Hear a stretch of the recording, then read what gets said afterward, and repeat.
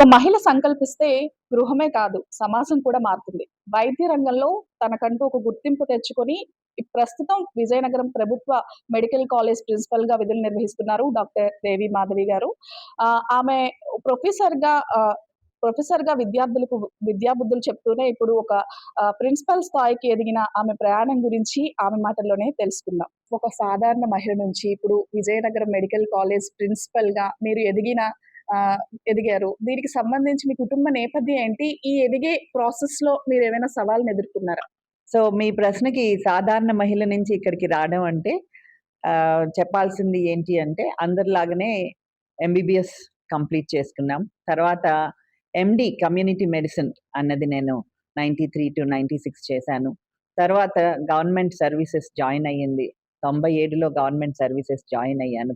First medical officer ఒక primary health centre Srikakulam జిల్లాలో medical ఆఫీసర్‌గా జాయిన్ అయ్యి తరువాతన మన క్వాలిఫికేషన్ ఎండీ ఉండడం వలన టీచింగ్ సైడ్ డీఎంఈకి సరెండర్ అయ్యి, అక్కడి నుంచి assistant professor, associate professor and professor of community medicine నిధులను చేపట్టాను. మోస్ట్ ఆఫ్ మై స్టడీస్ కానీ, సర్వీస్ కానీ అంతా ఆంధ్ర మెడికల్ కాలేజ్‌లో జరిగింది. మధ్యలోని ట్రాన్స్‌ఫర్స్ అన్నవి కూడా ఉన్నాయి. కొంతకాలం శ్రీకాకుళం జిల్లాలో కూడాను అక్కడ గవర్నమెంట్ మెడికల్ కాలేజ్ శ్రీకాకుళంలో ప్రొఫెసర్‌గా విధులు నిర్వహించాను. ఆ తర్వాత రంగరాయ మెడికల్ కాలేజ్‌లో కూడాను professor and head of the department community medicine నిర్వహిస్తూ అక్కడ కూడా ఒక వైస్ ప్రిన్సిపల్‌గా నిధులు నిర్వహించాను. మీ కుటుంబ నేపథ్యం ఏంటి మేడం? నా కుటుంబ నేపథ్యం అంటే నేను మ్యారీడ్ అండి. మా హస్బెండ్ మెరైన్ ఇంజినీర్. ఆయన ప్రస్తుతం ఇప్పుడు రిటైర్ అయ్యారు. ఒక పాప, బాబు.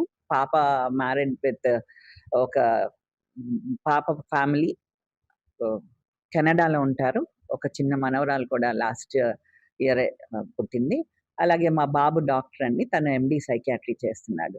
సో, నాకు కుటుంబ నేపథ్యం అంటే మా ఫ్యామిలీ బ్యాక్‌గ్రౌండ్ చూస్తే మా తాతగారు one of the first educated member in our community అండి. అంటే ఆ రోజుల్లో రైతు కుటుంబం నుంచి వచ్చి తన కృషి వల్ల గుర్తింపబడి ఎఫ్ఆర్‌సీఎస్ అని ఒక చాలా అరుదైన అవార్డ్ అండి అది. అంటే యూకే వాళ్ళు డాక్టరేట్ అన్నది ఆయనకి ఇవ్వడం జరిగింది. ఆయన ఆ రోజుల్లో కూడాను ప్రోటీన్ మెటబాలిజం మీద వర్క్ చేశారు. అండ్ ఆహ్, ఇన్‌ఫాక్ట్ నేను మెడిసిన్ చేయడానికి ఆయనే నాకు రోల్ మోడల్.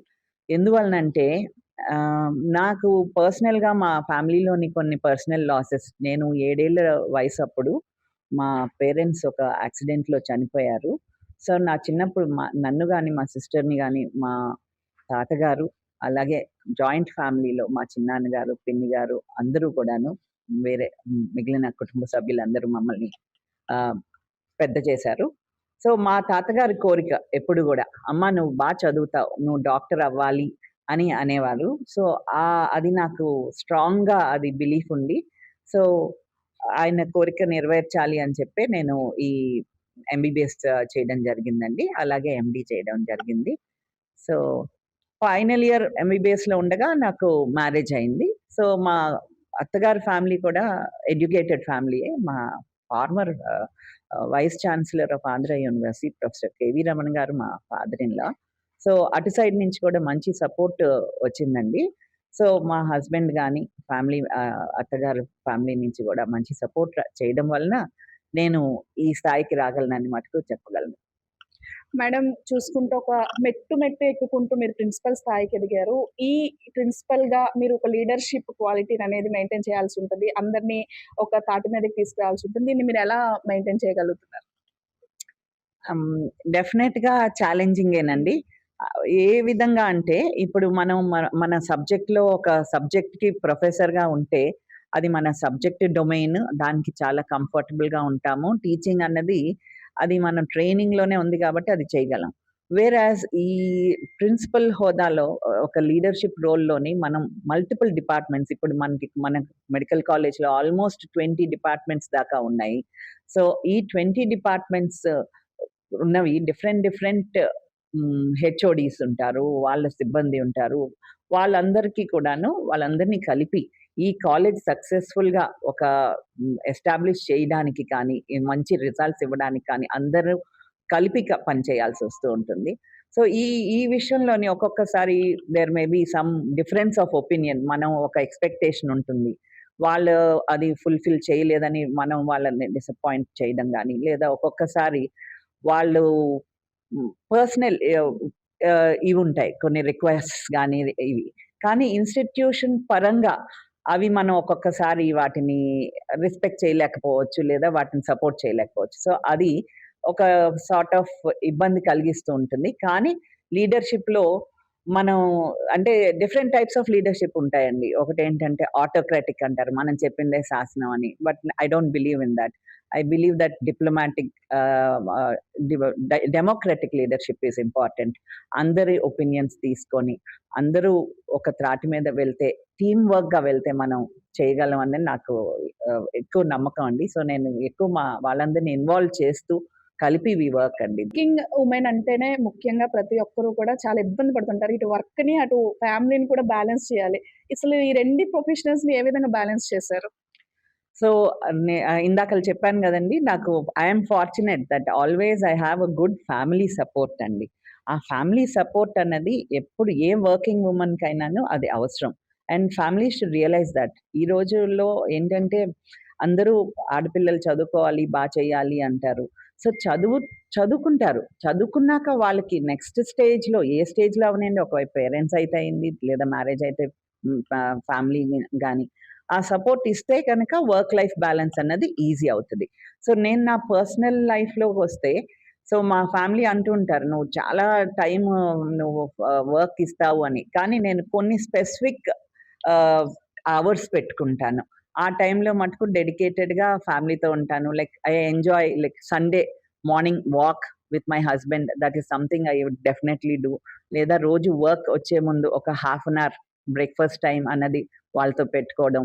అలాగే ఇప్పుడు ఏంటంటే మెయిన్ ఈవెంట్స్, సోషల్ ఈవెంట్స్ ఉన్నాయనుకోండి. సో, అవి వీలైనంత మటుకు అవాయిడ్ చేయకుండా ఉండడం. ఆర్ అట్‌లీస్ట్ ఫిజికల్‌గా అప్పుడు ఈవెంట్స్‌కి వెళ్ళలేమండి. చాలా సార్లు అదొకటి నేను గమనించిందేంటంటే, మన ఇండియాలోని మనం సోషల్ ఈవెంట్స్ చాలా సెలబ్రేట్ చేసుకుంటాం. సో, ప్రతిదానికి అందరూ పిలుస్తారు. సో, పిలిచినప్పుడు వెళ్ళకపోతే ఎట్లా ఉంటది అని మనం ఫీల్ అవుతూ ఉంటాం. సో, ముందే క్లియర్‌గా ఎక్స్‌ప్లెయిన్ చేస్తాము. సో, ఈ కమిట్మెంట్ వల్ల మేము రాలేము. దయచేసి వేరేగా అర్థం అనుకోవద్దు అని. సో, చేయడం వల్ల ఆహ్, వర్క్ లైఫ్ ఫ్రిక్షన్ అనేది రాకుండా మంచి ఆహ్, ఇంకా సోషల్ రిలేషన్స్ మెయింటైన్ చేయగలమండి. నాకు ఇంకోటంటే హాబీస్ అండి. మనం ప్రతి వాళ్ళు ఆహ్, ఒక ఎంజాయ్ చేస్తూ first of all work life balance రావాలి అంటే you need to enjoy your work.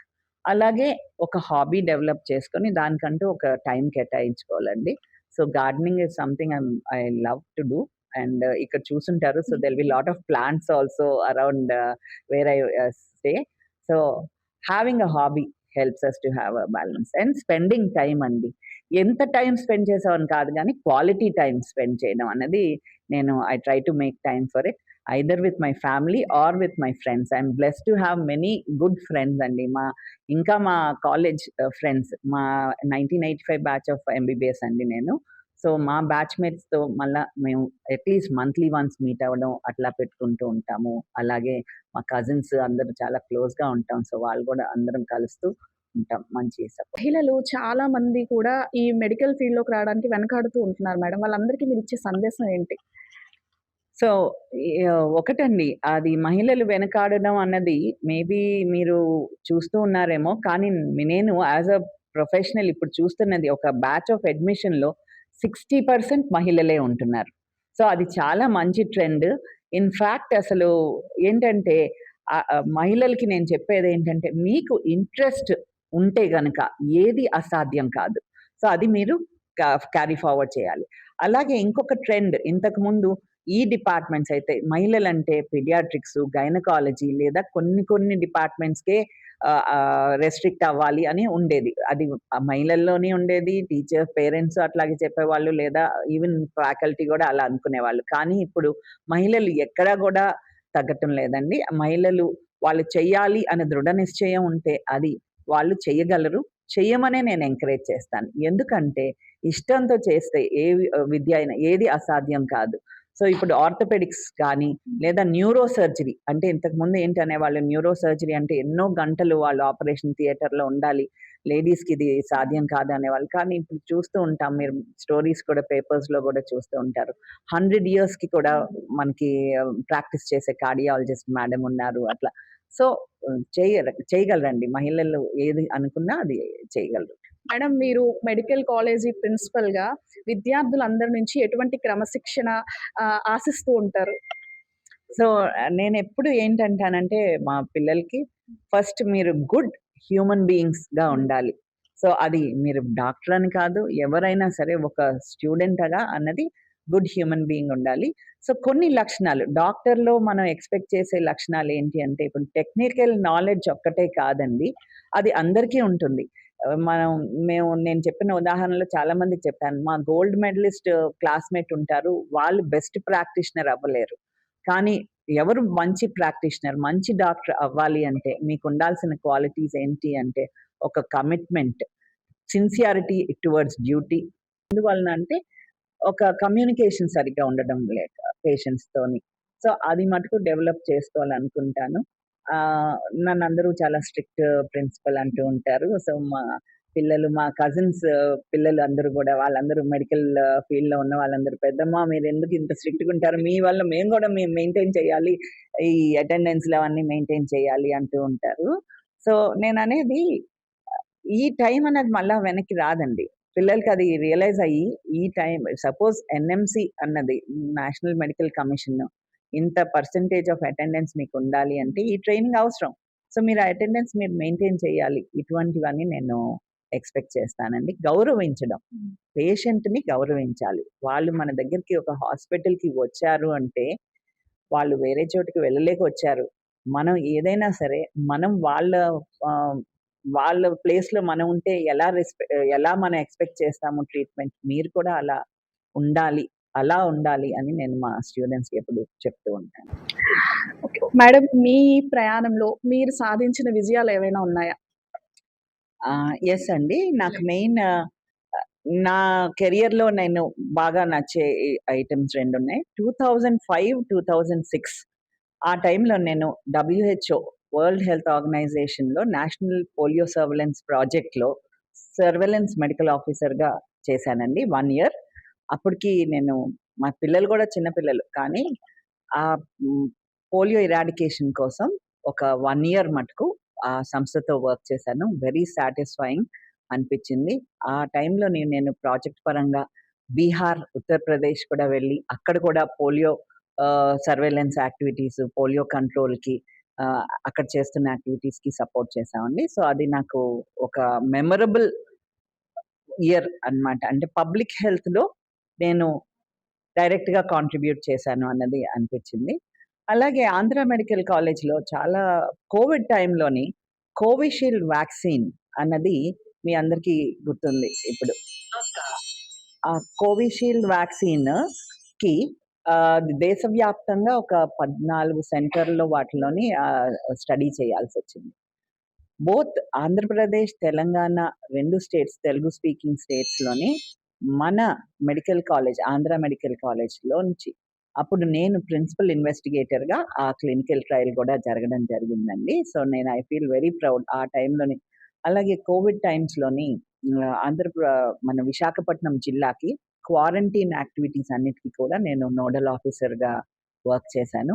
నేనే కాదు, మా డిపార్ట్మెంట్ ఆఫ్ కమ్యూనిటీ మెడిసిన్ గాని, అప్పుడు ఆంధ్ర మెడికల్ కాలేజ్‌లో పివి సుధాకర్ గారు ప్రిన్సిపల్ గారు, ఆయన తరఫు నుంచి కూడాను చాలా మటుకు సర్వీసెస్ అందజేశామండి. సో కోవిడ్ టైంలోని మా హోల్ మెడికల్ కాలేజ్ ఫ్రెటర్నిటీ, ప్రత్యేకంగా మా డిపార్ట్మెంట్ ఆఫ్ కమ్యూనిటీ మెడిసిన్ చేసిన సర్వీసెస్ అంతా గూడాను నాకు ఒక వెరీ ప్రౌడ్ ఎక్స్‌పీరియన్స్. సో అదే జర్నీ కంటిన్యూ చేస్తూ రిసర్చ్‌లోని వేరియస్ అదర్ పెద్ద సంస్థలు, ICMR, BIRAC, NCDIR, ministry of environment and climate change, వీటన్నిటితోని నేను ప్రాజెక్ట్స్ చేయడం జరిగిందండి. రంగరాయ మెడికల్ కాలేజ్‌కి ట్రాన్స్‌ఫర్ అవ్వకముందు. అలాగే రంగరాయ మెడికల్ కాలేజ్‌కి వెళ్ళినాక కూడాను నాకో, నేషనల్ ఎయిడ్స్ కంట్రోల్ ఆర్గనైజేషన్ వాళ్ళతో కూడా కొన్ని రిసర్చ్ ప్రాజెక్ట్స్ చేశాను.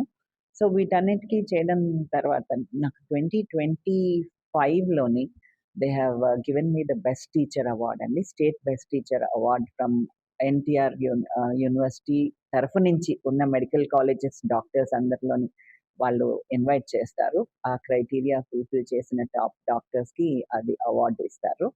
సో నేను ఆ అవార్డుని మన ముఖ్యమంత్రి గారు చంద్రబాబు నాయుడు గారి చేతుల మీదుగా, అలాగే మన మినిస్టర్ గారు లోకేష్ గారి చేతుల మీదుగా తీసుకోవడం, అది one more memorable event for me అండి. సో ఆ తర్వాత ఇక్కడికి వచ్చి మన గవర్నమెంట్ మెడికల్ కాలేజ్ విజయనగరంలో ఉన్న మా former principal Padmaleela madam wonderful work చేసి ఈ కాలేజ్ ఫస్ట్ 2 ఇయర్స్ చాలా ఎస్టాబ్లిష్ చేసే వరకు మేడం ఇక్కడ 22 స్టార్ట్ అయినక్కడి నుంచి ప్రిన్సిపల్‌గా ఉండి 25లో రిటైర్ అయ్యారు. సో మేడం సర్వీసెస్ చే బాగా చేశారు. సో నేనిక్కడ జాయిన్ అయినప్పుడు అది ఒక ఛాలెంజ్. మేడం అంత ఒక లెవెల్‌కి తీసుకొచ్చారు గదా! దీన్ని మనం కంటిన్యూ చేయాలి అని అనుకోవడం జరిగింది. ఇప్పుడు మనం ఆ సర్వీసెస్ కంటిన్యూ చేస్తున్నాం. ఇక్కడ ఇప్పుడు 3 batches of under graduate students అంటే ఎంబీబీఎస్ స్టూడెంట్స్ 150 స్టూడెంట్స్ చదువు జరుగుతుందండి. ఈ ఆగస్ట్‌లో 4థ్ బ్యాచ్ అడ్మిట్ అవుతారు. అలాగే లాస్ట్ ఇయర్ నుంచి మనకి 20 post graduates MD, MS post graduates పెద్ద clinical departments surgery, medicine, obstetrics, paediatrics, ఎనెస్థీసియాలో జాయిన్ అయ్యారు. మంచి ర్యాంకులు ఉన్న స్టూడెంట్స్ మన దగ్గర జాయిన్ అయ్యారు. ఎందుకంటే ఇక్కడ మన విజయనగరం గవర్నమెంట్ జనరల్ హాస్పిటల్‌లో కూడాను చాలా పేషెంట్ లోడ్ చాలా బావుంటుందండి. ఇన్‌ఫాక్ట్ ఆల్‌మోస్ట్ 2000 పేషెంట్స్ ఓపీ అన్నది మన హాస్పిటల్‌లో చూస్తూ ఉంటాము. అలాగే speciality services, super speciality services కూడా మన హాస్పిటల్‌లోని ప్రొవైడ్ చేయడం జరుగుతుంది. ఎందుకంటే మనకి రైట్ ఫ్రమ్ న్యూరో సర్జరీ నుంచి న్యూరో మెడిసిన్, నెఫ్రాలజీ ఇటువంటి సూపర్ స్పెషలిస్ట్‌లు, అలాగే ఆంకాలజీకి సంబంధించి, క్యాన్సర్‌కి సంబంధించి medical oncology, radiation oncology, surgical oncology ఈ స్పెషలిస్టులు కూడా ఉన్నారు మన దగ్గర. సో మన services at government general hospital కూడా మంచి సర్వీసెస్ ప్రజలకి అందుతున్నాయి. సో దీనివల్ల కూడాను స్టూడెంట్స్ కూడాను వాళ్ళకి వాళ్ళ సోర్సెస్ ఆఫ్ ఇన్ఫర్మేషన్ ఉంటుంది. ఏ కాలేజ్ జాయిన్ అవ్వాలి అని. సో మన విజయనగరం మెడికల్ కాలేజ్‌ని ప్రిఫర్ చేస్తూ ఉంటారు. ప్రతి బ్యాచ్‌లో కూడాను మనకి ఒక 22 మంది ఆల్ ఇండియా కోటా స్టూడెంట్స్ కూడా వస్తారు. వాళ్ళు నార్త్ ఇండియా నుంచి, వేరియస్ ప్లేసెస్ నుంచి కూడా వస్తారు. వాళ్ళని కూడా మేము అడుగుతూ ఉంటాం. ఎలా ఉంది అంటే దే ఆర్ వెరీ హ్యాపీ ఇక్కడ ట్రైనింగ్ కోసం. సో ఆ విధంగా ఈ ఇయర్ మనం మళ్ళా కొత్తగా కూడా కొత్త పీజీ కోర్సెస్ కోసం అప్లై చేయడం జరిగిందండి. అవి కూడా వస్తాయి. ఇంకొక 7 డిపార్ట్మెంట్స్‌లో కోర్సెస్ వస్తే గనక మనం అలాగా ఇంకా స్పెషలిస్ట్‌ని ఈ జిల్లాలోని మనం పెంచడం అవుతుంది. ట్రైనింగ్ ఇవ్వడం జరుగుతుంది. So we will be increasing our trained manpower అండి. మేడం అప్పటి కాలంలో స్టూడెంట్స్‌కి, ఇప్పటి కాలంలో స్టూడెంట్‌కి ఎటువంటి మార్పులు మీరు గమనించారు? అప్పుడెలా ఉండేది? అప్పుడా అండి లైక్ నేను నా హోల్ స్టడీస్‌లోని మేబీ మా ప్రిన్సిపల్ ఆఫీస్‌కి వెళ్ళడం ఒకటో, 2 సార్లో వెళ్ళా అనమాట. అంత భయం. ఒక ఒక లేదా ఒక ప్రొఫెసర్ మా ముందు నడిస్తే మేము పక్కకు ఆగిపోయి, లేదా దూరంగా జరిగి వెయిట్ చేసేవాళ్ళం. అయితే ఈ రోజు నాకేమనిపించిందంటే అది generation gap. It's not only in medical college but everywhere. Students are more free. అదొకటి. నెక్స్ట్ ఏంటంటే ఇంతకుముందు మా టైంలో చదువుకి మేము లైబ్రరీలోనే ఉండి అక్కడుండే అంటే వనరులు రిసోర్సెస్ అన్నవి లిమిటెడ్‌గా ఉండేవి. టెక్స్ట్ బుక్సే ఉండేవి మాకు. లేదా టీచర్స్ చెప్పిన పాఠాలు. సో శ్రద్ధగా ప్రతి క్లాస్‌లోని నోట్స్ అన్నవి రాసుకొని, ఆ నోట్స్ షేర్ చేసుకొని ఒకళ్ళ నుంచి ఒకళ్ళు అలా మా చదువు ఉండేది. కానీ ఇప్పుడేంటంటే ఇదంతా digital age and Gen Z. So చాలా డిఫరెన్స్ మెయిన్ కాన్సంట్రేషన్ లెవెల్స్. స్టూడెంట్స్‌కి కాన్సంట్రేషన్ అన్నది చాలా తక్కువ టైమ్ స్పాన్‌లో అటెన్షన్ తొందరగా పోతుంది. సో దానికి తగు విధంగా నేను మా ఫ్యాకల్టీకి చెప్తూ ఉంటాను. మన క్లాసెస్‌ని ఇంటరాక్టివ్‌గా చేసి వాళ్ళని ఇన్వాల్వ్ చేస్తూ ఉంటే వాళ్ళు మన క్లాసెస్‌కి ఇంట్రెస్ట్‌తో వస్తారు అని చెప్పి. తర్వాత ఏంటంటే అవైలబిలిటీ ఆఫ్ నాలెడ్జ్. ప్రతి చోట ఇప్పుడు వాళ్ళు ఏంటి యూట్యూబ్‌లో చూస్తారు. లెక్చర్స్ అవైలబుల్‌గా ఉంటాయి. లేదా టెక్స్ట్ బుక్స్ వేరే చోట ఉంటాయి. సో ఇవన్నీ ఉన్నాయి గాబట్టి పిల్లలు ఈజీగా డిస్ట్రాక్ట్ అవుతున్నారండి. అదొకటి. ఇంకొకటేంటంటే సోషల్ మీడియా ప్రభావం అవ్వనియండి, ఏదైనా అవ్వనియండి. లైఫ్ అంటే ఇట్లా ఉండాలి అని ఒక ఆహ్, అంకిత భావం కొంత తగ్గిందంటాను నేను స్టూడెంట్స్‌లో. దట్ ఈస్ బికాజ్ ఇప్పుడు సీట్స్ పెరగడం వలన అందరూ వాళ్ళ ఇష్టంతో వస్తున్నారో, లేదా పేరెంట్స్ ఇష్టంతోనో, లేకపోతే అదొక ఒక డిఫరెంట్ రీజన్స్ వల్ల జాయిన్ అవ్వచ్చు. సో, ఇష్టంతో జాయిన్ అయితే పిల్లలు వాళ్ళు అందరూ క్రమశిక్షణగా ఉంటున్నారు. లేకపోతే మటుకు కొంత డిసింట్రెస్టెడ్‌గా ఉన్నవాళ్ళు, వాళ్ళు మటుకు కొంత అటెండ్ కాలేజ్‌లో కొన్ని ఇష్యూస్ ఫేస్ చేస్తాం. రెగ్యులర్‌గా రాకపోవడాలు అటువంటివి. బట్ ఓవరాల్ నేను ఒకటైతే అంటాను. జనరేషనల్ చేంజెస్ ఉన్నా సరే, ఎప్పుడు యూత్‌లోని చాలా ఇదుందండి. చేయగలిగే కెపాసిటీ ఉంటుంది. దాన్ని మనం ట్యాప్ చేసుకోవడం బట్టే ఉంటుంది.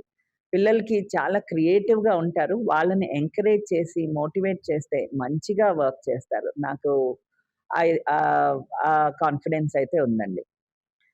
చివరిగా మెడికల్ కాలేజ్ స్టూడెంట్స్‌కి అదే విధంగా సమాజంలో తమకంటూ ఒక గుర్తింపు తెచ్చుకోవాలనే మహిళలకి మీరిచ్చే సక్సెస్ మంత్ర ఏంటి? So, first thing is have faith in your abilities. మీకు మీ మీద మీకు నమ్మకం ఉండాలి. మీరిది చేయగలరు అనేది. That is the first thing. Next thing is effective time management అండి. మనం ఎస్పెషల్లీ ఈ రోజుల్లోని ఏంటంటే అగైన్ అన్నట్టు సోషల్ మీడియా అవనియండి, మన ఫోన్ గాని, ఎన్నో డిస్ట్రాక్షన్స్ వల్ల మనం మన చేయాల్సిన వర్క్స్‌ని మనం చాలా మటుకు టైమ్‌లీగా మేనేజ్ చేయలేం. దానివల్ల స్ట్రెస్. ఇప్పుడు మెయిన్ ఇంపార్టెంట్ ఇష్యూ ఎవరి లైఫ్‌లోనైనా అయితే స్ట్రెస్. స్ట్రెస్ మేనేజ్‌మెంట్ అనేది చాలా ఇంపార్టెంట్. సో, దీనికి స్టీవ్ కోవీ గారు అప్పుడు ఒక చెప్పారు. You should divide your works into 4 urgent and important, important but not urgent, not important, not urgent and then అలాగా 4 ఉంటాయండి. సో, ఆ విధంగా మనం గూడా మన టైమ్‌ని స్పెండ్ చేసుకొని, ఏ పనులు ఎలా చేసుకోవాలి అని ప్రయారిటైజ్ చేసుకుంటే మనం, మనం సాధించుకోవచ్చు. తర్వాత మహిళలకి ఏం చెప్తానంటే success mantra not only girls, any any students or anybody set goals for your self. ఆ గోల్ ఎలా ఉండాలంటే 10 ఏళ్ల తర్వాత నేను ఒక పెద్ద నర్సింగ్ హోమ్ కట్టాలి, లేదా పెద్ద ఔడీ కార్ కొనాలి అలా ఉండకూడదు. మన గోల్ ఏంటంటే ఆ గోల్‌కి సాధించడానికి మనం చిన్న చిన్నవి ఏం చేసుకోవాలి. సో, ఈ నెక్స్ట్ మన ఫస్ట్ ఇయర్, ఫైనల్ ఇయర్ లోపల నాకు percentage of marks at least distinctions తెచ్చుకోవాలి. అట్లాంటిది చేస్తే నెక్స్ట్ అవి ఆటోమేటిక్‌గా వస్తాయండి. సో, చిన్న చిన్న లక్ష్యాలు పెట్టుకోవాలి. చాలా సార్లు పెద్ద లక్ష్యం పెట్టుకొని అది రీచ్ అవ్వలేదు అని దాని వైపులో ఎళ్ళలేదు అని డిసప్పాయింట్‌మెంట్‌తో ఉంటాం. కానీ మన లైఫ్‌లోని చిన్న చిన్న లక్ష్యాలు పెట్టుకొని అవి సాధిస్తే వచ్చే ఆనందం వేరు. సో, దానివల్ల మనకింకా మోటివేషన్ ఉంటుంది. మన ఆ డే ఫస్ట్ బాగా జరుగుతుంది. అంటే నేనెక్కడో చదివాను. అది నేను యాక్చువల్లీ పాటిస్తూ ఉంటాను. ఏంటంటే అసలు లేచిన వెంటనే మనం usually working women we have ఒక 10 పనులుంటాయి. మనం స్టార్ట్ అయ్యే ముందే. సో, వెంటనే టక్కన లేచిపోయి, వెళ్ళిపోయి ఇంకో పనిలో పడతాం. కానీ ద ఫస్ట్ థింగ్ లేచిన వెంటనే మన బెడ్ మనం మేకప్ చేసుకొని బయటికొచ్చామనుకోండి, నెక్స్ట్ టైమ్ ప్రతిసారి మన రూమ్‌లోకెళ్తే ఆ రూమ్ నీట్‌గా కనిపిస్తది. అదే చెయ్యకపోతే చికాకుగా ఉంటది. ఆ చేసే పని జస్ట్ 1 మినిట్ పనే. కానీ అది చెయ్యకపోవడం వల్ల ఆ డే అంతా మనకి ఇరిటేషన్‌గా ఉంటుంది.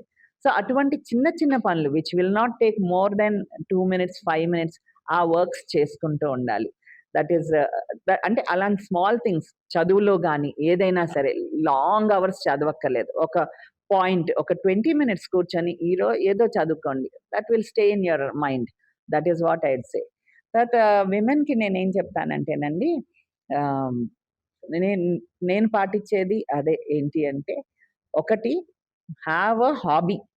తర్వాత మీ సోషల్ గ్రూప్స్‌తో మీరు కనెక్ట్ అయ్యి ఉండండి. లైక్ ఇట్ కుడ్ బి మీకు స్పిరిచ్యుయాలిటీ ఇంట్రెస్ట్ ఉండొచ్చు.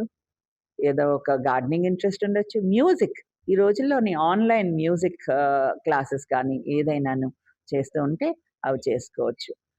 అదే విధంగా నేను మళ్ళా సోషల్ మీడియాని ఎంత అంటే how it can also negatively influence you is social మీడియాలో చూసేదంతా ఇలాగే ఉంటుంది. సో, మనం గూడా ఇదే కల మనం లివ్ చేయాలి అని మటుకు అనుకోకూడదండి. బికాజ్ సోషల్ మీడియాలో మనం పెట్టేదంతా గూడా it's not reality. It's the best. మనం ఒక 100 ఫోటోలు తీసుకుంటాం. ద బెస్ట్ ఫోటో అందులో పెడతాం. అదే చూసి ఓహో! ఇదే మన రియాలిటీ అనుకోకూడదు. సో, ఆ విధంగా మనం సోషల్ మీడియాలో నుంచి మంచి తీసుకొని దాన్నే మనం ఫాలో అవ్వాలి. టీమ్ వర్క్ ఒకటి బిలీవ్ చేసుకోండి. Don't compare yourself with others. You have your merits. Work on your strengths. మీ బలం మీద మీరు పొందాలి. అలా అని మీ వీక్‌నెసెస్ ఏవైనా ఉంటే వాటిని మనం ఓవర్‌కమ్ చేయాలి. నాకు time management is still one weakness. So, office అవర్స్‌ని ఎక్స్‌టెండ్ చేస్తూ ఉంటాను. అది కట్ చేసుకొని కొంచెం give more time to my family అన్నది I work on it all the time. So, ఇట్లాగా ప్రతి మహిళ కూడాను చేసుకోవాలి. And another thing family support అండి. నేను ఇది నాకనే కాదు. నేను మా ఆఫీస్‌లో వర్క్ చేస్తుంటాను. ఒక చిన్న ఉదాహరణ చెప్తాను. మొన్న మాకొక స్ట్రిక్ట్ టైమ్ లైన్ వచ్చింది. 30థ్ జూన్‌కి సబ్మిట్ చేయాల్సొచ్చింది ఒక రిపోర్ట్. ఆ రిపోర్ట్ సబ్మిట్ చేయాలి. కానీ మాకేదో టెక్నికల్ ఇష్యూ వల్ల సబ్మిట్ చేయలేకపోయాం ఆఫీస్ అవర్స్‌లో. లాస్ట్‌లో ఆఫ్టర్ 6:00 మాకు తెలిసింది ఇప్పుడు సబ్మిట్ చేయడానికి మాకు లాగిన్ క్రెడెన్షియల్స్ ఓపెన్ చేశారు అని. ఆ టైంలో ఎవరిని అడగగలను? ఎట్లాగా అనుకున్నా. మా వైస్ ప్రిన్సిపల్ మేడం కాంటాక్ట్ చేశారు ఆఫీస్ వాళ్ళందరినీను.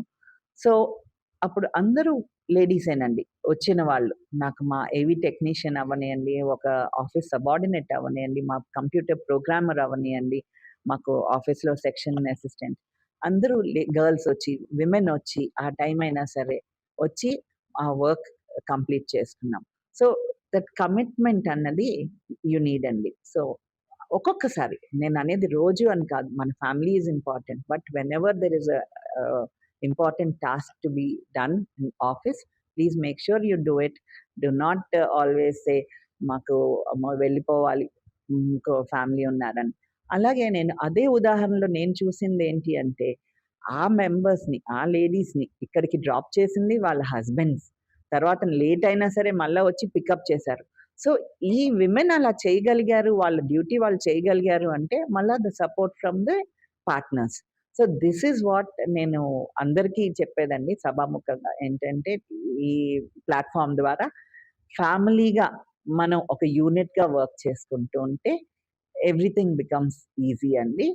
ఇంతకు ముందులాగా మెన్ అంటే ఇదే రోల్స్ పెర్ఫార్మ్ చేయాలి. విమెన్ అంటే ఇదే రోల్స్ పెర్ఫార్మ్ చేయాలి అన్నది కాకుండా ఒక ఫ్యామిలీగా మనం రోల్స్ డివైడ్ చేసుకుంటే I think will be able to fulfil hour lives. చాలా అద్భుతంగా చెప్పారు. ఒక మహిళ తలుచుకుంటే సాధించలేనిదంటూ ఏదీ లేదు. తన వర్క్‌ని మేనేజ్ చేసుకుంటూ, ఇటు కుటుంబాన్ని కూడా మేనేజ్ చేసుకుంటూ, ఎంతో మంచి స్థాయికి ఎదిగిన మహిళలు ఎంతో మంది ఉదాహరణ మన చుట్టుపక్కలే ఉన్నారని కూడా తెలియజేశారు. ఇది ఇవాల్టి ప్రైమ్ మహిళా కార్యక్రమం. మరొక మహిళతో మళ్ళీ కలుద్దాం. కెమెరా పర్సన్ కిషోర్‌తో దేవి, విజయనగరం నుంచి.